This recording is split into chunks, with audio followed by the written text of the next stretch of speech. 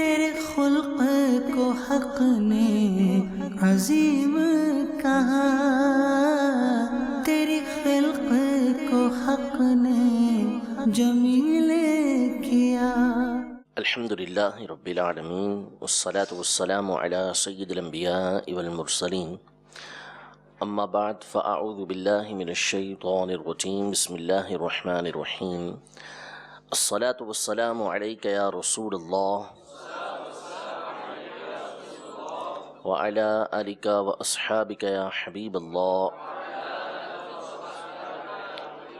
الصلاة والسلام علیک یا نبی اللہ وعلی آلک واصحابک یا نور اللہ۔ الحمدللہ عز و جل، درس شفا شریف ہمارا جاری ہے۔ قاضی اعظم مالکی رحمۃ اللہ تعالی علیہ کی کتاب الشفا بتعریف حقوق المصطفیٰ صلی اللہ تعالی علیہ وآلہ وسلم کا درس ہم سن رہے ہیں۔ آج کے درس میں قاضی اعظم مالکی رحمۃ اللہ تعالی علیہ نے جو فصل ذکر کی ہے، جو ہم نے پڑھنی ہے، وہ نبی کریم صلی اللہ تعالی علیہ وآلہ وسلم کے علم اور معرفت کے حوالے سے، کہ اللہ تبارک و تعالی نے آپ علیہ الصلاۃ والسلام کو ہر چیز کا علم عطا فرمایا،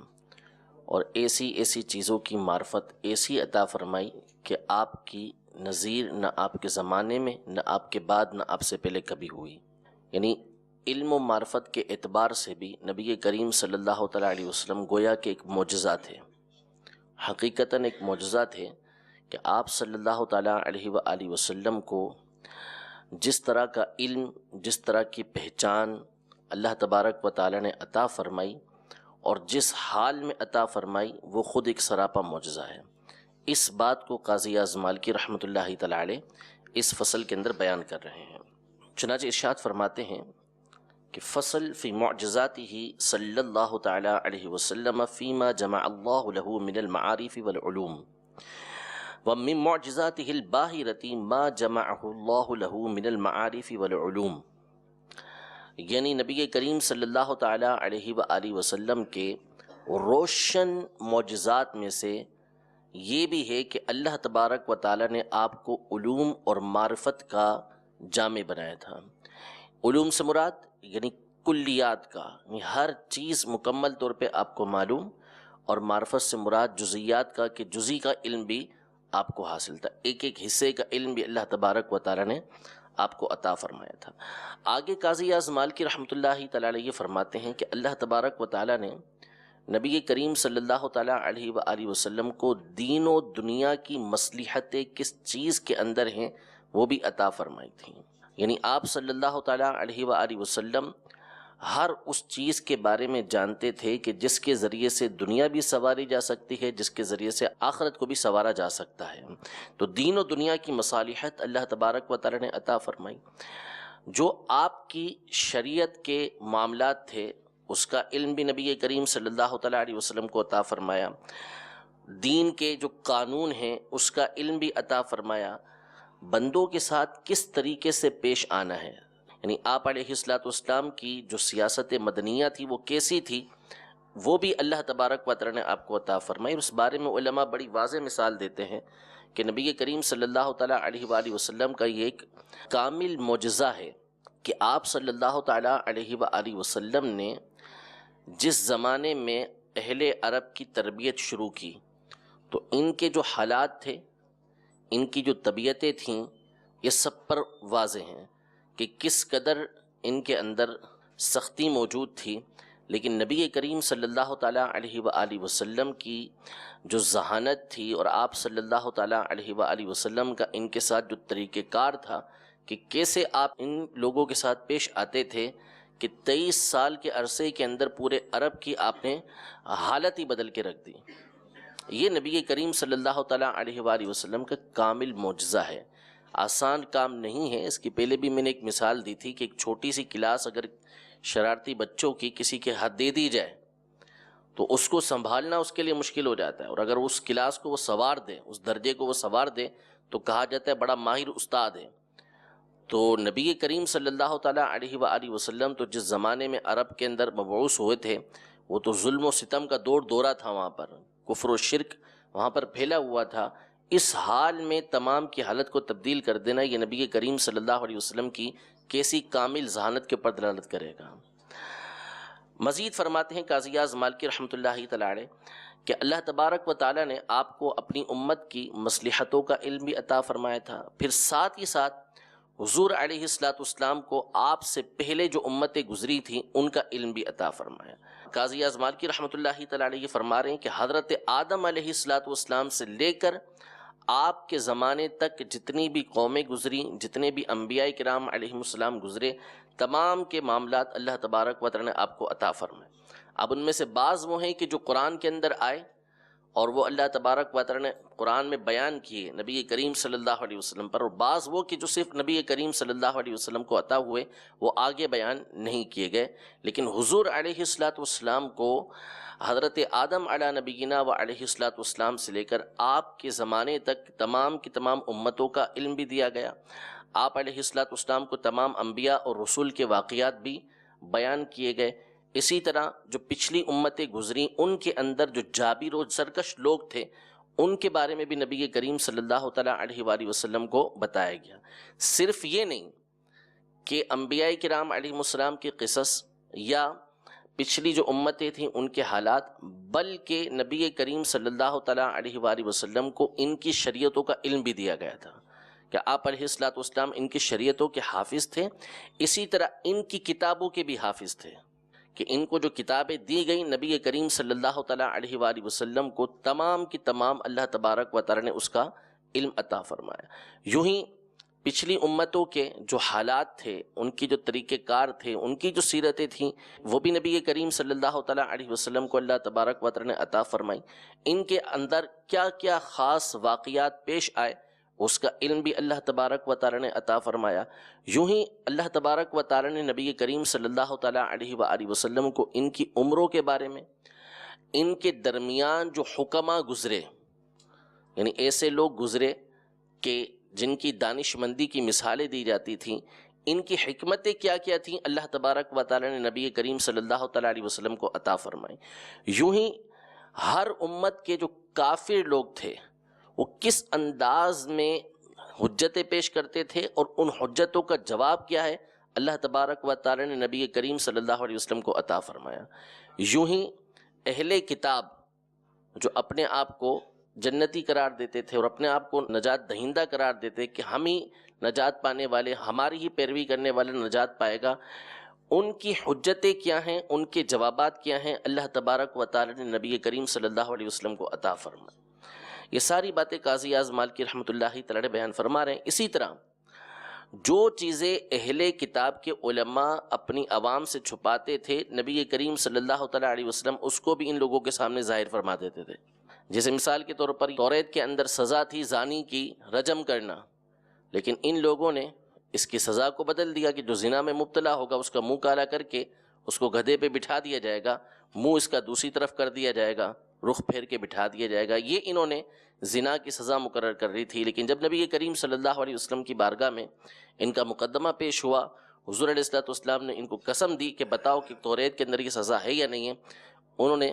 بتایا کہ توریت کے اندر یہی زنا کی سزا ہے جو نبی کریم صلی اللہ علیہ وسلم بیان فرما رہے ہیں، یعنی رجم کی سزا۔ یہ چھپایا کرتے تھے اور نبی کریم صلی اللہ تعالیٰ علیہ وآلہ وسلم اس کو بتایا کرتے تھے۔ اسی طرح انہوں نے توریت کے اندر بہت ساری چیزوں کو تبدیل کر دیا، انجیل کے اندر بہت ساری چیزوں کو تبدیل کر دیا۔ نبی کریم صلی اللہ تعالیٰ علیہ وسلم نے اس بارے میں بھی خبر دی کہ ان چیزوں کو تبدیل کر دیا گیا ہے۔ ان تمام باتوں کو اولاً بیان کرتے ہیں قاضی اعظم مالکی رحمۃ اللہ تعالیٰ علیہ کہ یہ نبی کریم صلی اللہ تعالیٰ علیہ وسلم کے روشن معجزات میں سے اتنا علم ہونا یہ کوئی عام بات نہیں ہے۔ آگے چل کے بیان کر رہے ہیں کہ یہ علم نبی کریم صلی اللہ تعالیٰ علیہ وسلم کو بغیر کسی استاد کے حاصل ہوا ہے۔ یہ ایک اور بڑا معجزہ ہے۔ فرماتے ہیں وَمِن مُعْجِزَاتِهِ الْبَاهِرَةِ مَا جَمَعَهُ اللَّهُ لَهُ مِنَ الْمَعَارِفِ وَالْعُلُومِ وَخَصَّهُ بِهِ مِنَ الْإِطِّلَاعِ عَلَى جَمِيعِ مَصَالِحِ الدُّنْيَا وَالدِّينِ وَمَعْرِفَتُهُ أُمُورَ شَرَائِعِهِ وَقَوَانِينَ دِينِهِ وَسِيَاسَةَ عِبَادِهِ وَمَصَالِحَ أُمَّتِهِ وَمَا كَانَ فِي الْأُمَمِ قَبْلَهُ وَقِصَصِ الْأَنْبِيَاءِ وَالرُّسُلِ وَالْجَبَابِرَةِ وَالْقُرُونِ الْمَاضِيَةِ مِنْ لَدُنْ آدَمَ إِلَى زَمَنِهِ وحفظ شرائعهم وكتبهم ووعي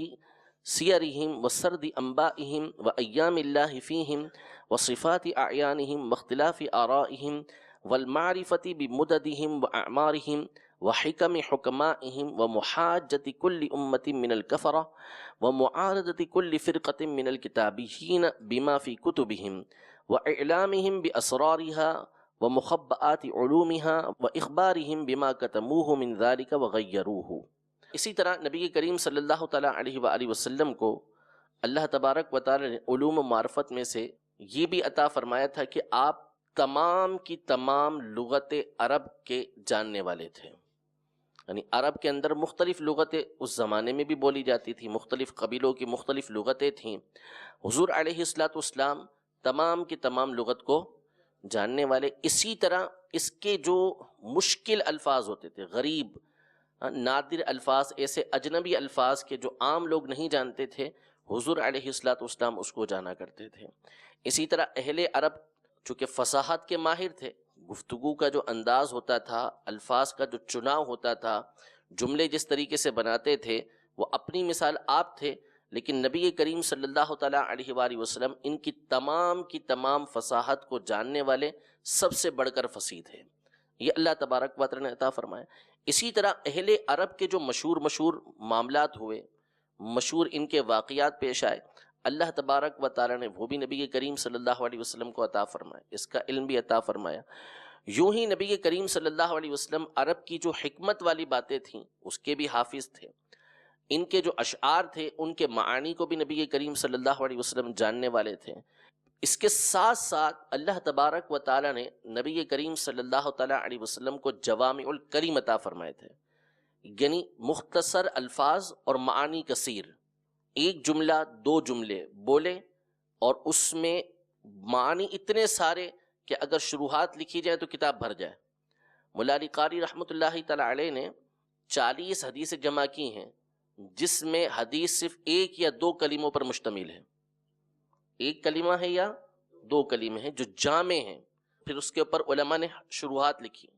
کہ اس کلمے کو جو حضور علیہ السلام نے فرمایا اس کے اندر کتنے سارے معنی پائے جاتے ہیں، کتنی ساری باتیں پائی جاتی ہیں۔ یہ اللہ تبارک و تعالیٰ نے نبی کریم صلی اللہ علیہ وسلم کو جوامع الکلم عطا فرمائے تھے۔ اسی طرح جو ضرب الامثال ہوتی ہیں، محاورے ہوتے ہیں، کس مقام پہ کس طرح کی مثال دینی ہے، اس میں بھی نبی کریم صلی اللہ تعالیٰ علیہ وسلم کو مہارت حاصل تھی۔ پھر ساتھ ہی ساتھ جس طرح زبان کے اوپر آپ کو مہارت حاصل تھی، آپ صلی اللہ تعالیٰ علیہ وآلہ وسلم قواعد شرعہ کو بھی بڑی ترتیب کے ساتھ بیان کیا کرتے تھے۔ یعنی جس انداز میں نبی کریم صلی اللہ تعالیٰ علیہ وسلم تبلیغ فرمایا کرتے تھے، جیسے آپ صلی اللہ تعالیٰ علیہ وسلم تعلیم دیا کرتے تھے، نیکی کی دعوت دیتے تھے، برائی سے روکتے تھے، اور دین کے جو اصول اور ضابطے بیان کرتے تھے، وہ اپنی مثال آپ کہ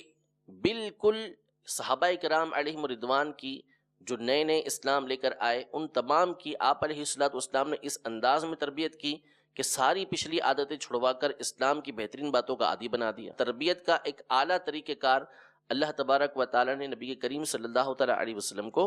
عطا فرمائے۔ تو آپ کو جو شریعت مطہرہ اللہ تبارک و تعالیٰ نے عطا فرمائی، اور اس کی جو تعلیمات ہیں، اسلام کی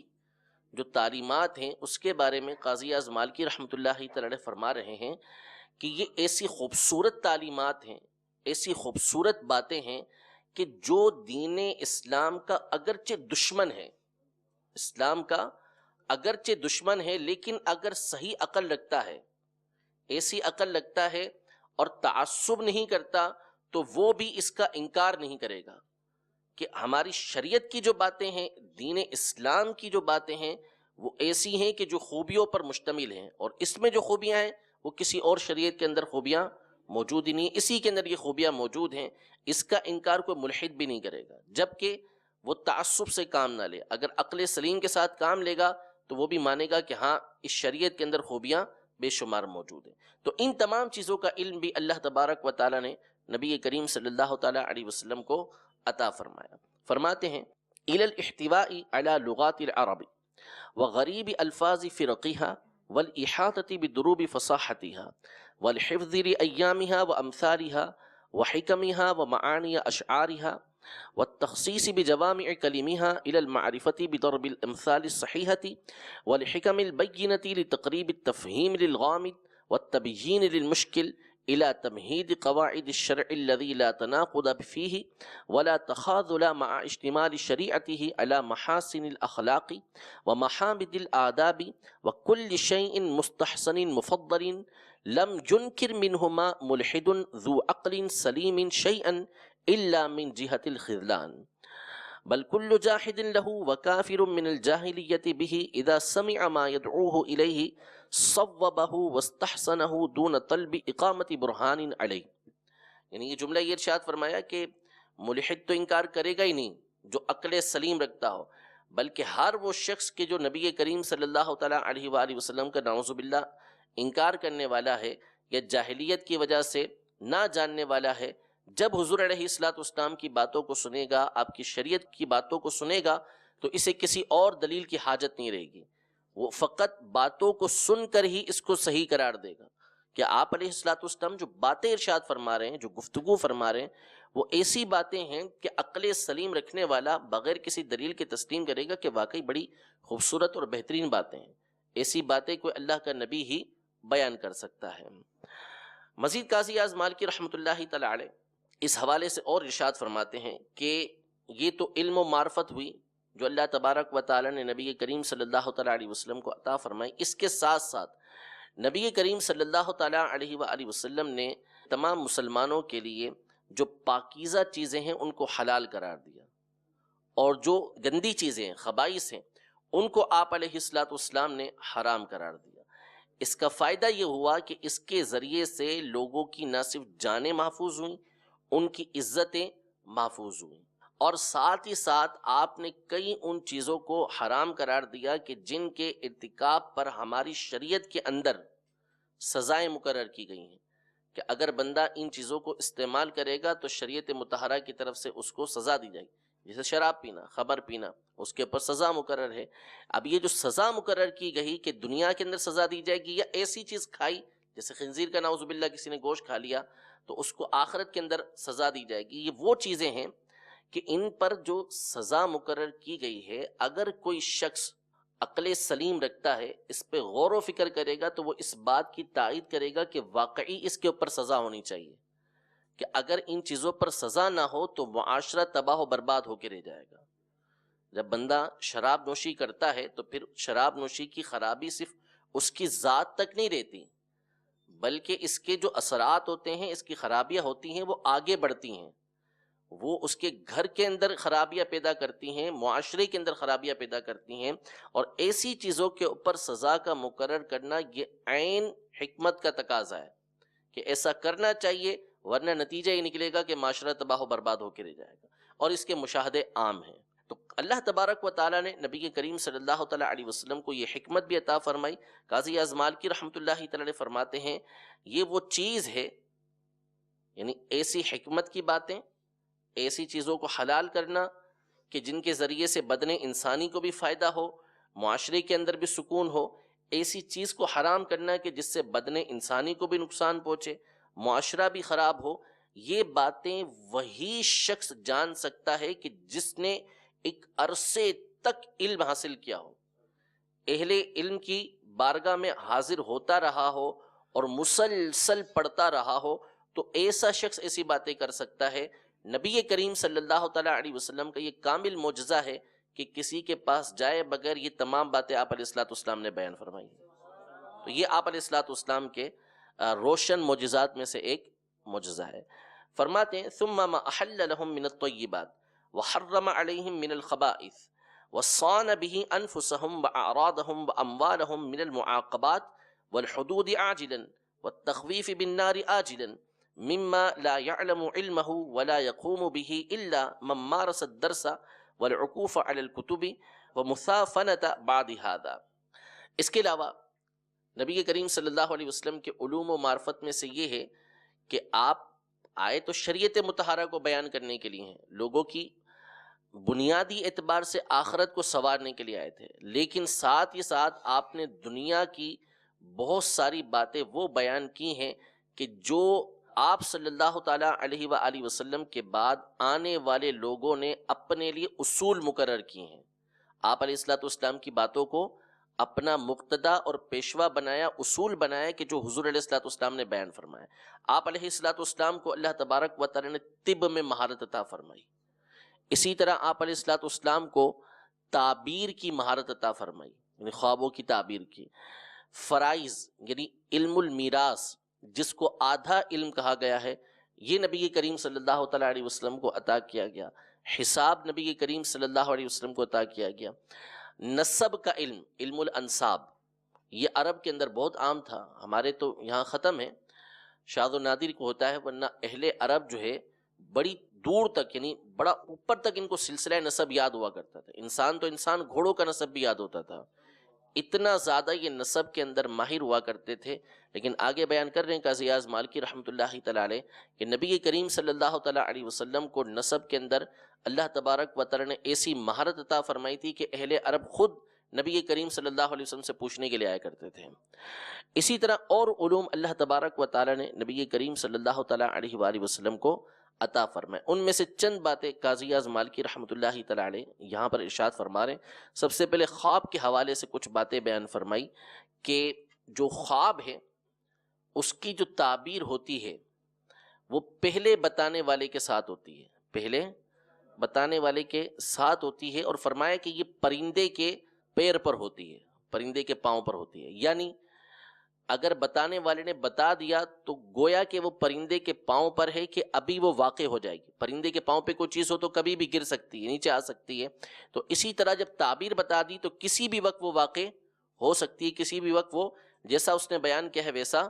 ہو سکتا ہے. اسی طرح آپ علیہ الصلوۃ والسلام نے خواب کے حوالے سے یہ بیان فرمایا کہ خواب تین طرح کے ہیں. خواب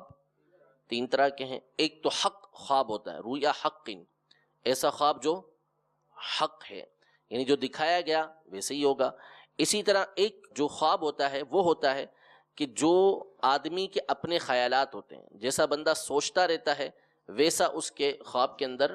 ہو جاتا ہے. یہ خیالات ہوتے ہیں، ان کا کوئی اعتبار نہیں ہوا کرتا. اور فرمایا ایک خواب جو ہے وہ شیطان کی طرف سے بندے کو غمگین کرنا ہوتا ہے. اس کے بارے میں حدیث پاک میں فرمایا کہ کسی دوسرے کو بیان نہ کیا جائے. جب ایسا کوئی خواب دیکھے بندہ کہ جو اس کو پسند نہ آئے، جو اس کو مکروہ ہو، تو وہ کسی کے سامنے بیان نہ کرے، بلکہ اٹھ کے اعوذ باللہ من الشیطان الرجیم پڑھ لے. وہ کسی کو نہیں بتائے گا تو حدیث پاک میں فرمایا کہ لا یضرہ، یہ اس کو نقصان نہیں دے گا. تو اچھا خواب دیکھے تو جو اس سے محبت کرتا ہے، جو اس کا خیر خواہ ہے، اس کے سامنے وہ خواب بیان کر دے. برا خواب دیکھے تو کسی کے سامنے بیان نہ کرے. اسی طرح فرمایا کہ جب زمانہ قریب ہو جائے گا، اذا تقارب الزمان، زمانہ قریب ہو جائے گا تو آدمی کا کوئی خواب بھی جھوٹا نہیں ہوگا، مومن کا کوئی خواب جھوٹا نہیں ہوگا، یعنی جو وہ دیکھے گا وہ سچ واقع ہوگا. اب یہ تقارب الزمان کا مطلب کیا ہے؟ ایک جو شرح ہے اس کے مطابق اس کا معنی یہ بنے گا کہ جب قرب قیامت ہوگی، قیامت کا وقت قریب آ جائے گا، تو اس وقت جو بندہ خواب دیکھے گا، مومن خواب دیکھے گا، وہ ویسا ہی واقع ہوگا. اور ایک معنی اس کا یہ بیان کیا گیا کہ جب دن رات برابر ہوں، اذا تقارب الزمان، یعنی ایک تو سردیاں ہوتی ہیں اس میں راتیں بڑی تو دن چھوٹے، گرمیاں ہوتی ہیں کہ جس میں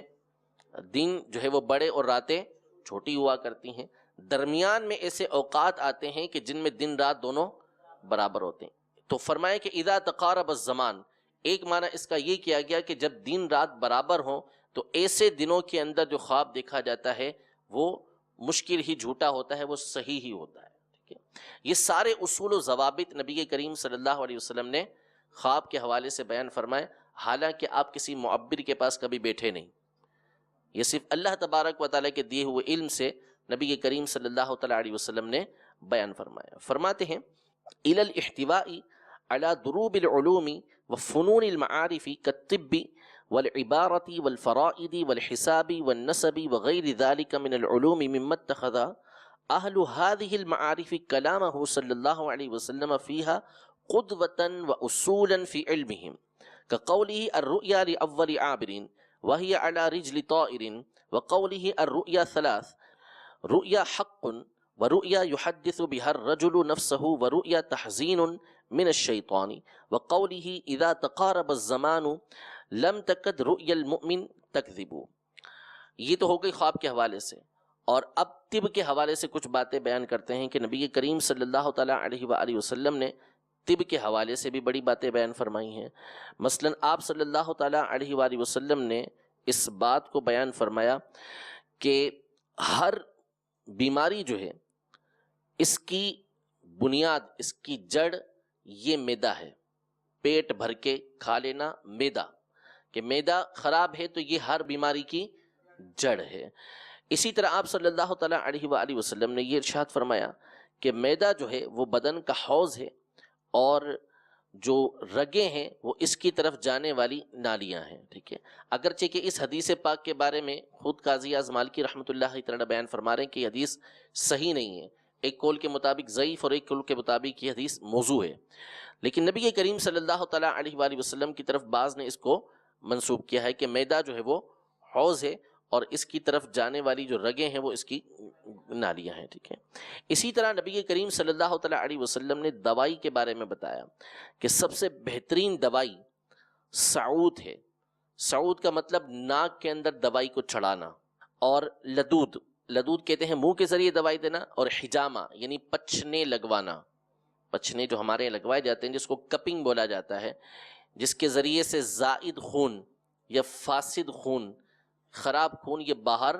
نکال لیا جاتا ہے، اور بندے کو کئی بیماریوں سے اس سے نجات ملتی ہے، شفا ملتی ہے۔ اسی طرح آپ نے فرمایا کیول مشیو یعنی اسہال، بعض اوقات جو ہے وہ بندے کو ایسی دوائی دینا پڑتی ہے کہ اس کے پیٹ کو صاف کرنے کے لیے اس کو جلاب دیا جاتا ہے، اس کے ذریعے سے بھی اس کی بیماریاں دور ہوتی ہیں۔ تو یہ بیماریاں دور کرنے کے لیے نبی کریم صلی اللہ تعالیٰ علیہ وسلم نے مختلف طریقہ کار بیان فرمائے۔ یوں ہی حجامہ کے بارے میں نبی کریم صلی اللہ تعالیٰ علیہ وآلہ وسلم نے یہ ارشاد فرمایا کہ اس کا بہترین دن 17واں یا 19واں یا 21واں دن ہے، یعنی چاند کی جب 17 تاریخ ہو، 19 تاریخ ہو یا 21 تاریخ ہو، تو ان دنوں میں اگر پچھنے لگوائے جائیں گے، حجامہ کروایا جائے گا، تو بندے کو اس کا زیادہ فائدہ حاصل ہوگا۔ اسی طرح عود ہندی، عود ہندی یعنی کلونجی،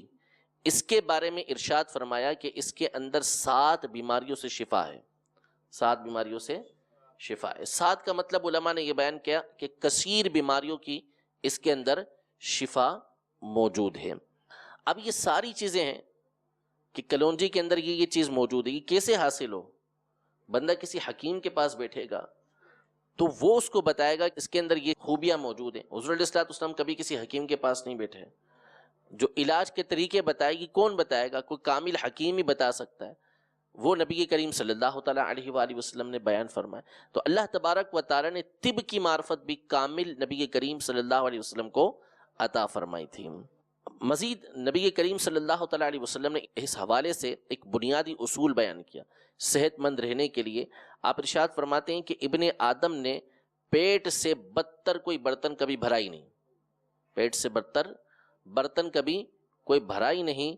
اگر اس کو کھانا ضروری ہے، پیٹ بھرنا ضروری ہے، تو 1/3 کھانے کے لیے، 1/3 پینے کے لیے، اور 1/3 ہوا کے لیے، سانس کے لیے وہ باقی رکھے۔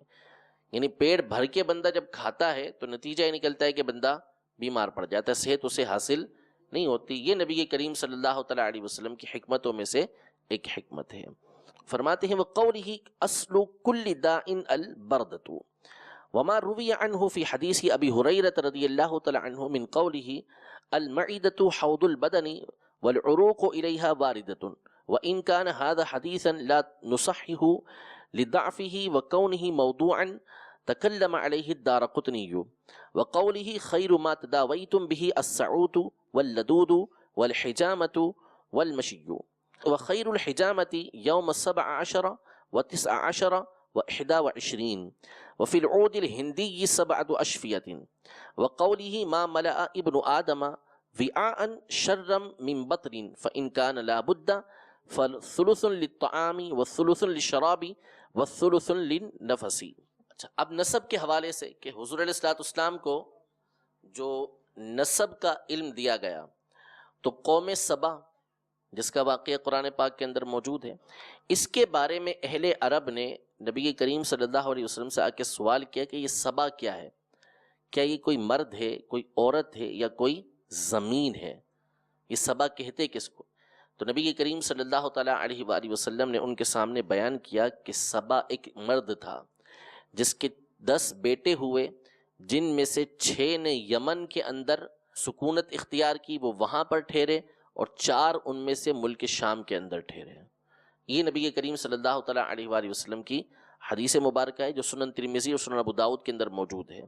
تو آپ علیہ الصلوۃ والسلام یہ نسب کا علم بتا رہے ہیں کہ یہ سبا ہے کون، جس کے بارے میں اہل عرب خود جو ہے وہ تردد کے اندر ہیں، جانتے نہیں ہیں، لیکن آپ علیہ الصلوۃ والسلام نے نہ صرف اس کے بارے میں بتایا بلکہ اس کی اولاد کے بارے میں بتا دیا کہ اولادیں کتنی ہوئی تھیں، کون سی کہاں پر رہی اور کون سی کہاں پر رہی، یہ بھی آپ علیہ الصلوۃ والسلام نے بیان فرمایا۔ اسی طرح خداعہ،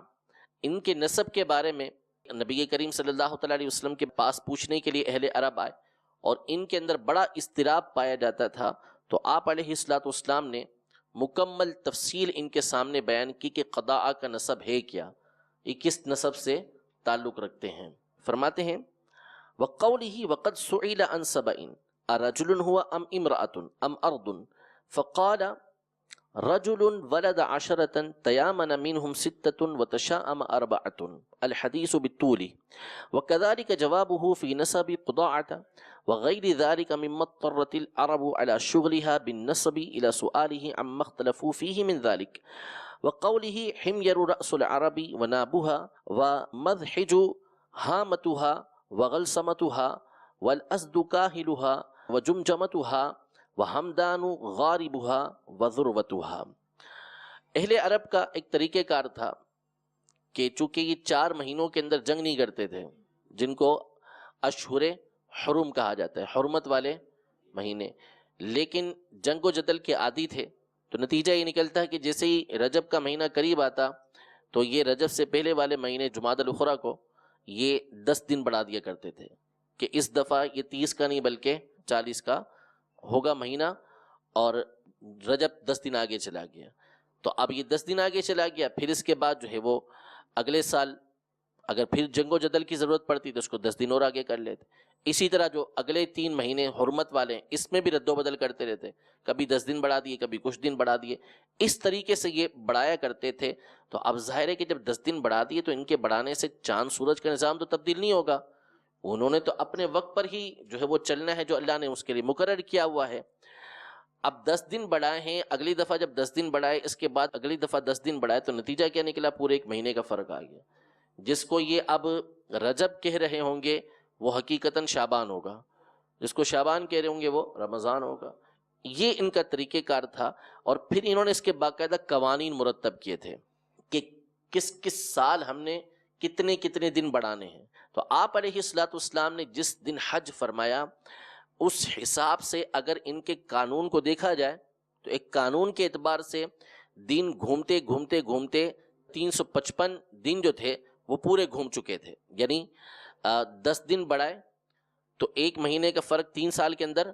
آ گیا۔ یوں ہی بڑھاتے بڑھاتے گویا کہ پورے سال ہی کو انہوں نے تبدیل کر دیا،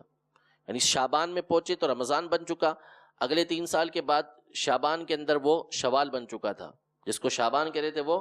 شوال تھا، اس کے 3 سال کے بعد جس کو شعبان کہہ رہے تھے وہ ذیقعد تھا، اس کے 3 سال کے بعد جس کو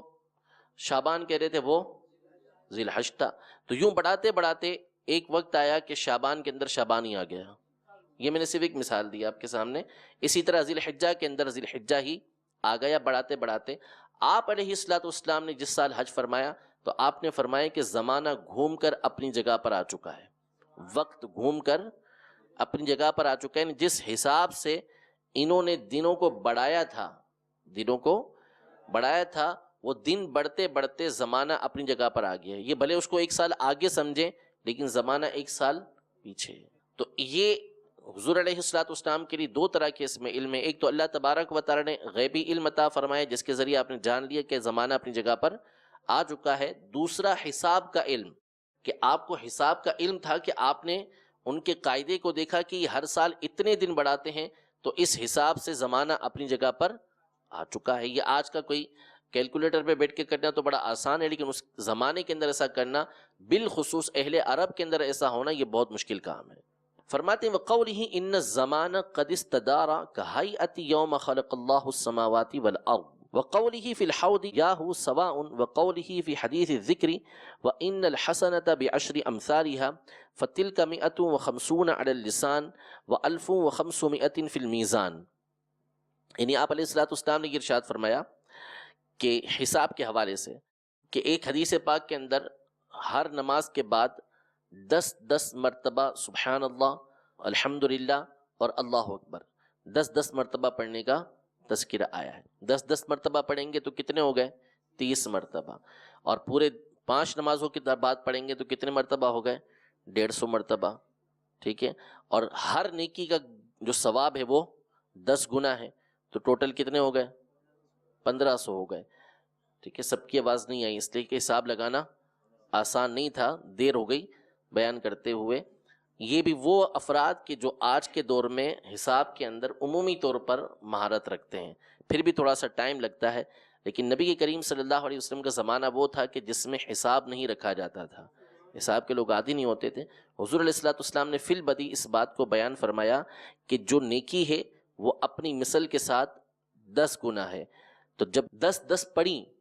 سبحان اللہ، الحمدللہ اور اللہ اکبر، تو فرماتے ہیں کہ 5 نمازوں میں یہ ہو گئی 150، اور فرمایا میزان کے اوپر یہ 1500 ہوں گی، ٹھیک ہے۔ یہ حساب کے حوالے سے نبی کریم صلی اللہ علیہ وسلم کی معرفت بیان فرمائی۔ یوں ہی پہلے زمانے میں جو حمام ہوتے تھے نہانے کے لیے وہ بڑے بڑے ہوا کرتے تھے،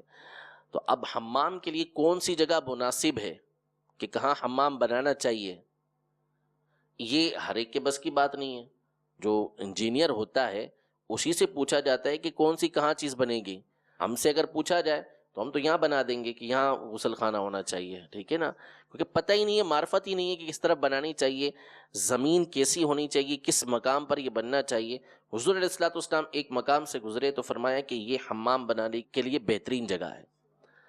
حمام بنانے کے لیے بہترین جگہ موجود ہے۔ تو یہ چیز کس کو حاصل ہوتی ہے کہ جس کو اس فن کا علم ہو، فن کی معرفت آتی ہو، تو یہ حضور علیہ السلام کو یہ چیز بھی آیا کرتی تھی، اس بات کو بیان فرما رہے ہیں۔ یوں ہی مشرق اور مغرب کے درمیان قبلہ ہے، اس بات کو نبی کریم صلی اللہ علیہ وسلم نے بیان فرمایا، یعنی اہل مدینہ کے لیے بیان فرمایا کہ ان کے لیے مشرق اور مغرب کے درمیان یہ قبلہ موجود ہے۔ یہ بھی جو ہے وہ حیت سے تعلق رکھتا ہے، جو سمت کا علم ہوتا ہے اس سے یہ تعلق رکھتا ہے۔ اللہ تبارک و تعالی نے یہ بھی حضور علیہ السلام کو عطا فرمایا۔ فرماتے ہیں وَقَوْلِهِ فِي حَدِيثِ الذِّكْرِ وَإِنَّ الْحَسَنَةَ بِعَشْرِ أَمْثَالِهَا فَتِلْكَ 150 عَلَى اللِّسَانِ و1500 فِي الْمِيزَانِ وَقَوْلِهِ وَهُوَ بِمَوْضِعٍ نِعْمَ مَوْضِعُ الْحَمَّامِ هَذَا وَقَوْلِهِ مَا بَيْنَ الْمَشْرِقِ وَالْمَغْرِبِ قِبْلَةٌ۔ اہل عرب گھوڑوں کے بڑے ماہر تھے، جیسا کہ میں نے ابتدا میں عرض کیا کہ گھوڑوں کا نسب تک ان کو یاد ہوتا تھا کہ یہ گھوڑا کس کی اولاد ہے، وہ کس کی، اوپر تک ان کو سب یاد ہوا کرتا تھا۔ اور پھر اس کے بعد کس گھوڑے کی کیا خصوصیت ہے، کس گھوڑے کے اندر کیا خصوصیت ہے، کس کو کس انداز میں چلانا ہے، اس میں بڑی کامل معرفت ہوا کرتی تھی۔ لیکن حضور علیہ السلام نے عیینہ یا اقرا ان دونوں میں سے کسی ایک کو کہا کہ انا افرس بالخیل منکا، کہ تم سے زیادہ مجھے گھوڑوں کی معرفت حاصل ہے، کہ گھوڑے کے خواص کیا ہیں، اس کے جو ہے وہ خصوصیات کیا ہیں، اس کو سدھانا کیسے ہے، اس کو چلانا کیسے ہے، یہ ساری باتیں تم سے زیادہ مجھے آتی ہیں۔ اچھا، اسی طرح آپ علیہ السلام کے معجزات میں سے یہ ہے کہ آپ نے لکھنا پڑھنا باقاعدہ کسی سے سیکھا نہیں۔ آپ علیہ السلام کا لکھنا اگرچہ کئی مقامات پر ثابت ہے، بطور معجزہ آپ نے لکھا ہے، لیکن باقاعدہ لکھنا نبی کریم صلی اللہ تعالیٰ علیہ وسلم نے نہیں سیکھا تھا۔ اس کی حکمت قرآن پاک کے اندر یہ بیان کی گئی کہ اگر آپ باقاعدہ کسی سے پڑھنے کے لیے جاتے، علم حاصل کرتے یا لکھتے، تو اس بات کا اعتراض کیا جا سکتا تھا، اگرچہ کہ اعتراض کا کوئی محل نہیں ہے، یہ کیا جا سکتا تھا کہ کوئی تہمت لگا تھا کہ یہ تو باقاعدہ سیکھے ہوئے ہیں، انہوں نے تو لکھنا سیکھا ہے، انہوں نے تو پڑھنا سیکھا ہے، اس وجہ سے یہ قرآن پاک کو ہمارے سامنے لے آئے ہیں۔ اللہ تبارک و تعالیٰ نے نبی کریم صلی اللہ علیہ وسلم کو اعتراض کے اس شبے سے بھی پاک رکھا کہ آپ علیہ السلام نے اصلاً کسی سے پڑھنا لکھنا سیکھا ہی نہیں، لیکن اس کے باوجود آپ صلی اللہ تعالیٰ علیہ وآلہ وسلم نے صحابہ کرام علیہم رضوان کو لکھنے کا طریقہ سکھایا کہ لکھنا کس طرح چاہیے، کہ آپ علیہ الصلوۃ والسلام نے اپنے کاتب سے فرمایا کہ قلم کو کان پہ رکھ لیا کرو، قلم کو کان پہ رکھ لیا کرو، کہ یہ لکھنے والے کو، املا کرانے والے کو یاد کروانے والا ہوتا ہے. کان پہ قلم لگا ہوگا تو اس کو یاد آئے گا کہ مجھے لکھنا ہے. اسی طرح حضرت امیر معاویہ رضی اللہ تعالی عنہ کو حضور علیہ الصلوۃ والسلام نے باقاعدہ لکھنا سکھایا. کہ ایک حدیث پاک کے اندر تو یہ ہے کہ بسم اللہ الرحمن الرحیم کو لمبا کر کے نہ لکھو، یعنی اس کا جو با ہے اس کے بعد جو سین آتا ہے، سین کو سیدھا لمبا کر کے نہ لکھو بلکہ سین کے شوشے بناؤ،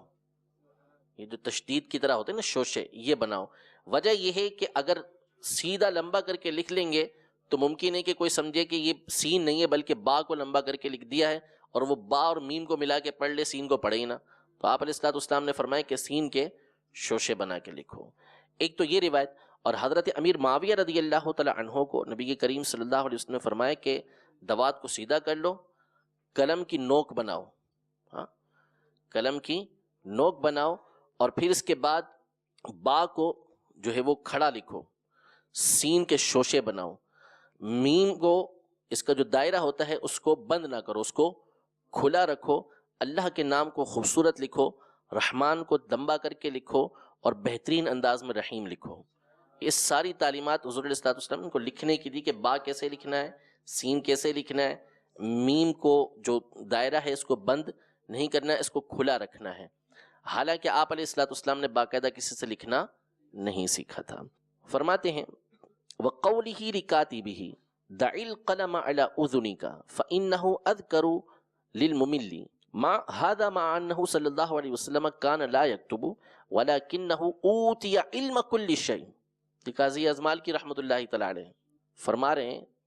6 صدی ہجری کے بزرگ فرما رہے ہیں، عالم فرما رہے ہیں کہ آپ علیہ الصلوۃ والسلام لکھا نہیں کرتے تھے لیکن آپ کو ہر چیز کا علم دیا گیا. ہاں یہی ہم کہتے ہیں حتی قد وردت آثار بمعرفته حروف الخط وحسن تصویرها كقوله لا تمد بسم الله الرحمن الرحيم رواه ابن شعبان من طريق ابن عباس. وقوله في الحديث الآخر الذي يروى عن معاوية أنه كان يكتب بين يديه عليه السلام فقال له ألق الدوات وحرف القلم وأقم الباء وفرق السين ولا تعور الميم وحسن الله ومد الرحمن وجود الرحيم. اور بھی بہت ساری باتیں ہیں اس حوالے سے، تو انشاءاللہ اس کو اپنے اگلے سلسلے میں بیان کریں گے. اور اس کے ساتھ ہی